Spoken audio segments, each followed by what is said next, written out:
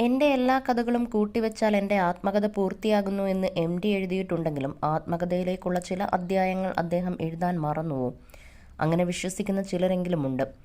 എന്നെങ്കിലും അദ്ദേഹം അവയെക്കുറിച്ച് എഴുതുകയോ പറയുകയോ ചെയ്യുമെന്നവർ കരുതി. എഴുത്തുകാരിയും വിവർത്തകയുമായിരുന്ന പ്രമീള നായരുമായി ഉണ്ടായിരുന്ന ദാമ്പത്യം ആ എഴുതപ്പെടാത്ത അധ്യായങ്ങളിലൊന്നായി ബാക്കി നിൽക്കുന്നുണ്ട്.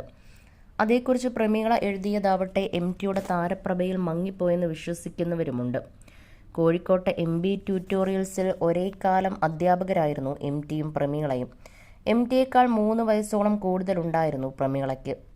10-14 വർഷം മാത്രം നീണ്ട ആ ദാമ്പത്യത്തിൻ്റെ തകർച്ചയുടെ ശരിതെറ്റുകൾ കാലം തെളിയിക്കട്ടെ എന്ന് കരുതുന്നവരും MTയുടെ അക്കാല രചനകളിൽ പ്രചോദനമായോ പ്രേരണയായോ പ്രമീളയുടെ സാന്നിധ്യമുണ്ടെന്ന് വിശ്വസിക്കുന്നുണ്ട്.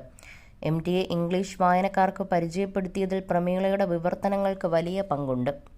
പ്രമീള നായരുമൊത്ത് ജീവിതം തുടങ്ങി